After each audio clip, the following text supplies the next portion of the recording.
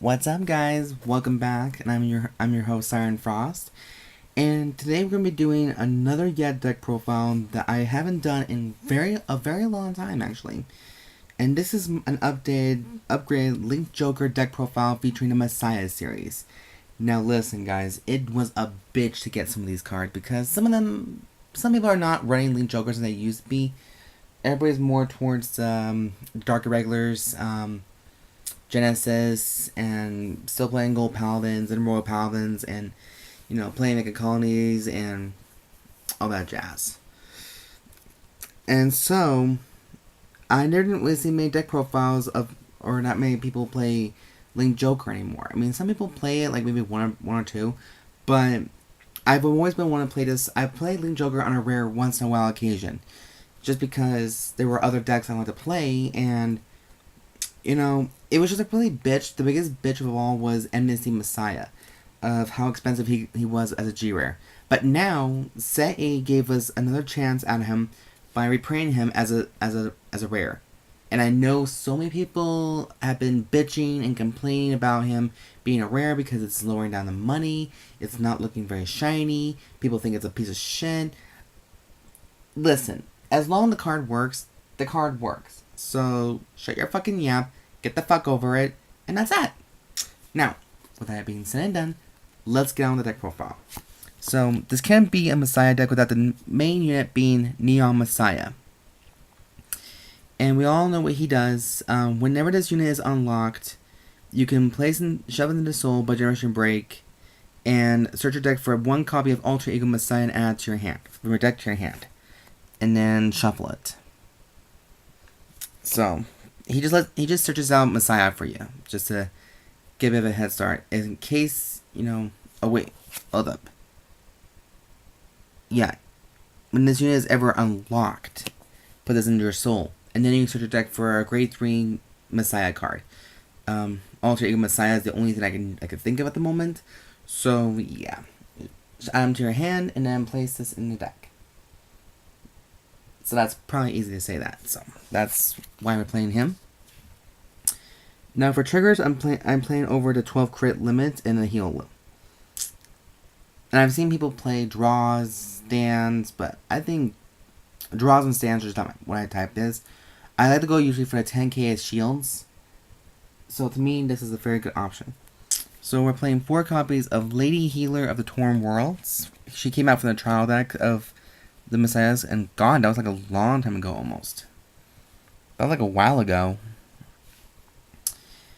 And next we're playing 4 copies of the Messiah Crit Trigger, the Blink Messiah. We all know what he does. He gives 5,000 power to your Vanguard Messiah. When he shoves it into Soul, when your Vanguard with Messiah in his name attacks, shove him into the Soul, draw 1 card, add 5,000 power to the attack. So, can't go wrong with that. Next, we're playing 4 copies of Pulse Monk of the Quaking Foot. This is a quite fitting deck, considering this is what the cards are for Koji Buki used in order to redeem his soul.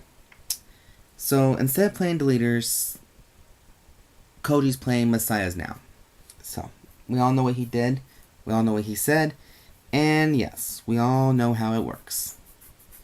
But anyways, next we're playing 4 Astroid Wolves, or what Jaden calls them, Woofies, because he loves wolves, so we'll call them Woofies, Astroid Woofies. And yeah, just it gives a good deck of feel. I mean, I have not complained about it.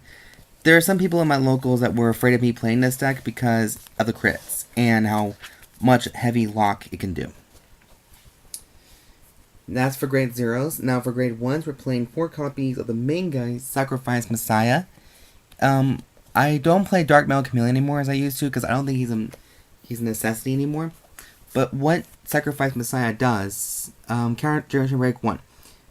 Lock this unit. When another rearguard is locked, if you have a grade 3 or Vanguard with Messiah in its name, if you have a Vanguard with Messiah in its name, let's put it that way. I don't know why they just can't fucking change it.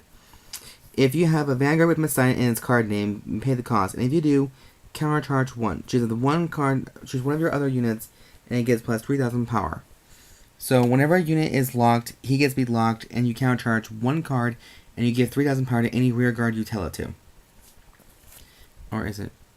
Yeah, units. So you can give your Vanguard 3,000 power if you wanted to. Next, we're playing 4 copies of Destiny Dealer. He is the Messiah Searcher and also the Stride Fodder. So, 4 of him.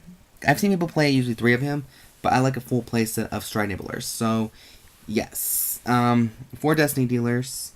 Next, we're playing 4 Perfect Guards of Flowers in Vacuum Cosmo Wreath. That's kind of a bit of a bad name, but whatever it is, it's a Perfect Guard's a fucking Perfect Guard. So 4 of him, just for that 8, protection. And then 2 copies of Lady Battler of the White Dwarf. Whenever a unit is unlocked, or Generation Break 1, when this unit boosted a unit, choose a lock card and unlock it. And if you do, this unit gets additional 4,000 power into end that battle. So, that's why I chose her. Oh, shit. Sorry, guys. I hit the camera. I don't know why. So, yeah. And I just like the Lady Battlers. I think there's a pretty awesome series. In fact, I might be doing a deck profile featuring Lady Battlers. Just for fun. It's just another archetype deck that you just want to experience more and just see how it goes.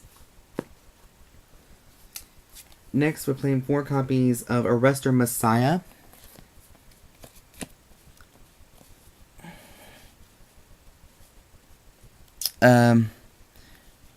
What he does is, Generation Break 1, when his unit is placed on rearguard circle, if you have a Vanguard Messiah in its name, and to the end of that turn, this unit gets plus 2,000 power, and a new skill, lock this unit. At the end of the battle that this unit attacked the Vanguard, if you hit the cost, and if you do, choose one rearguard of any fighter's back row, and lock it.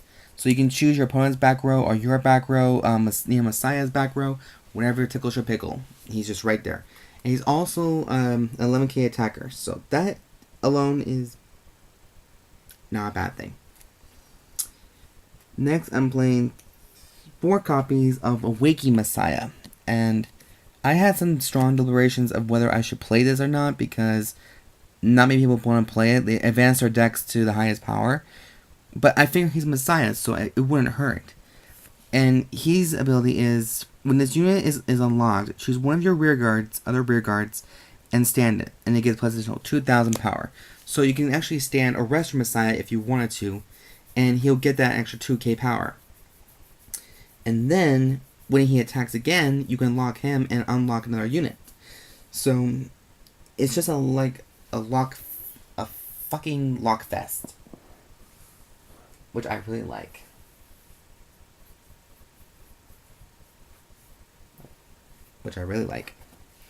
Next, we're playing 3 copies of Lady Battler of the Black Dwarf. We got the White Dwarfs, let's add the Black Dwarf to it. So we have Black and White Dwarfs, because they're fucking adorable. Now, I know you're all probably having a big fat question for me is, why don't I not run Lady Battler of the Gravity Well? Simple reason, this deck is mostly about getting Messiahs. Like, for me, it's about the theme of the deck and how the archetype feels. And for me, Messiahs kind of rule over that area. Now, the 4th spot, instead of Awakening Messiah, I was actually thinking about putting 4 Black Dwarfs and 3 Lady Battler of the Gravity Wells, or 4 Gravity Wells. But for right now, I think this might be working a little finer, just to get a good feel to it. And if it doesn't work out, there's always room for changes, so it's not a big deal. Anyways, Black Dwarf's ability is Generation Break 1, Counter Blast 1, and a Rearguard Circle. At the end of that battle that this unit attacked the Vanguard, pay the cost. And if you do, choose one of your other rearguards and it gets plus 5,000 power until end turn, and then lock this unit. So she locks herself, and while you give 5,000 power to any other rearguard you tell it to. So that's not really much of a problem. And plus, when it comes to our G units, we want the locking part. We actually do. We want to lock ourselves and your opponent, because, why not? Next, for grade 3s, we're playing 4 copies of the main boss, Alter Ego Messiah. Generation Break 2. Soul Blast 1. When a lock card is unlocked, pay the cost. If you do, draw a card. So anytime a unit is unlocked, you draw a free card. And then Counter Blast 1, Stride skill. You lock one of your own rearguards and your opponent's rearguard. And then add 5,000 power to your Vanguard. So that's alone is not a bad thing at all. it does provide heavy pressure on some bar combos. And next we're playing 4 copies of Drill Monk of the Fierce Foot. He's one of our newest grade 3s, and he's also the updated grade 3 that Koji's currently playing. And his skill is, choose one of your other rearguards and unlock it. When this unit is placed on Vanguard rearguard circle, pay the cost. And if you do, your opponent chooses his or her rearguards, one rearguards from your opponent and locks it. You choose one of your rearguards from the same column as that lock card and lock it. So it is a double-edged sword. If you use his skill on your opponent, you have to use it as well. That is naturally a downside. But the other skill, rearguard, Counterblast or Generation Break 1. When this unit attacks the Vanguard, pay the cost. And if you do, you may choose one of your lock cards, and if you do, this unit gets plus 2,000 power in the end turn. And that lock card cannot be unlocked during your next end phase. So basically, you have to Omega lock yourself. That's the downside. But, you know, the thing is, you can actually change that with Amnesty's or Excelics' abilities. So it's not really a bad thing. But maybe, who knows, maybe I'll go back to playing Lady Gunner of the Neutron Star, because she locked both of them. So you don't have to worry about the Omega locking part. But until then, I just want to try this out a bit to see a good feel to it. So now for G units, we're playing 4 copies of Genesis Dragon Amnesty Messiah.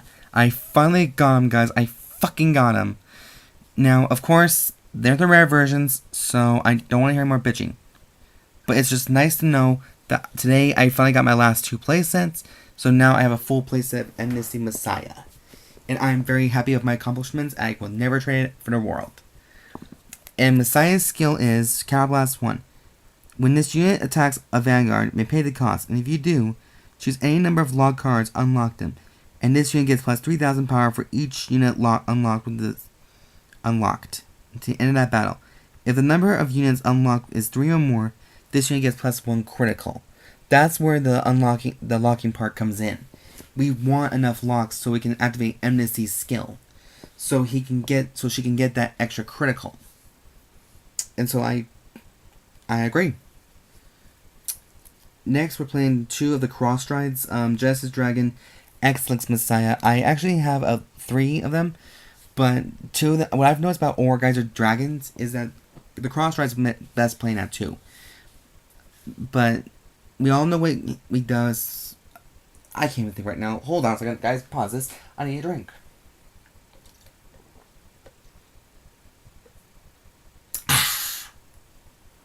Okay, back to action. Anyways, we're playing 2 copies of Excelics Messiahs, and his skill is Counterblast 1, and choose a face-down card named Genesis Dragon Amnesty Messiah from your G-Zone and turn it face up. Just the same way as Geyser Doom needs Geyser Dragon. When this unit attacks a Vanguard, if you have a face-up card named Genesis Dragon Amnesty Messiah in your G-Zone, you may pay the cost. And if you do, choose any number of log cards and unlock them. All of your units unlocked with this effect gets 3,000 power in the end of the turn. Retire all of your opponent's units unlocked with this effect. If the number of units unlocked with this effect is 3 or more, this unit gets plus 1 critical. So the fun part about locking both sides is that you can unlock all your guys and they get 3,000 power. And the fun part, the even bigger fun about locking your opponent's rear guards is that you can unlock them and fuck them over with an retirement skill. And that's why I love that shit. Next we're playing 4 copies of Genesis Dragon Tranzel's Messiah. And yes, I'm playing a playset of him. Because his skill is Generation Break 2. Choose a Counterblast 1 and choose a face-down card named Tranzel's Messiah in your G-Zone, turn it face up.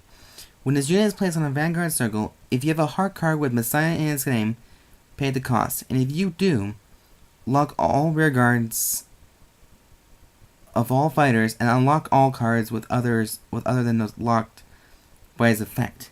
So it's like an invert ability. If you have lock cards, they're unlocked. And the ones who are still unlocked is locked. So, that to me alone is a very vice versa devices. And maybe that's the best way to play out with Amnesty. Usually, it's best to get Amnesty, Excelics, and Transcells out, but we can't legally do that. Next, I'm playing 2 copies of Nebula Dragon Big Crunch Dragon. Now, last time I played him at 4 because he was the main boss of the deck at the time. But now I figure I got the Amnesties and the Excellences. I think this deck will run very smoothly in the way I wanted in my visage. Anyways, Big Crunch is skilled. Carablast 1 and Persona Blast, a copy of him face up. You know what? Screw it. I'm just going to read it. If the number of face-up cards in your G-Zone is 2 or more, choose one of your opponent's rear guards. Lock all of your opponent's rear guards in the same column as that. And those units cannot be unlocked during your opponent's next end phase. Or, yeah. So basically, they're unlocked, they're Omega locked for 2 turns. So, that is the fun thing. And then next, finally, we're playing 4 copies of Death Star-Vader Demon Maxwell. I only have 1 copy of Destiny Guardian, and I'm the kind of person who, thinks playing playsets is a very good thing and essential for me because I'm OCD and I like to have things a certain way. And so I play a playset of Maxwell until I get the Destiny Guardians. Since I only have 1, I need 3 more. And Demon Maxwell's skill: choose a unit in your back row and lock it. When this unit is placed in the Guardian circle, pay the cost, and if you do, this unit gets plus 5,000 power in that battle. So this is perfect for the Messiah series, because basically you're just locking yourself for Excellence and Amnesty's skills. So it's not a big loss. Plus Transcells also helps.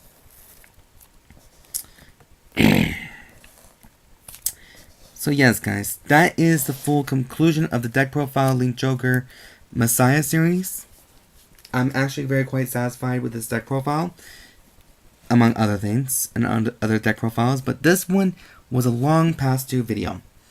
So anyways, guys, what are you guys' thoughts on this one? Leave a comment down below and let me know what you guys think about this variant of the deck profile. See if it's good, bad, maybe a little too much.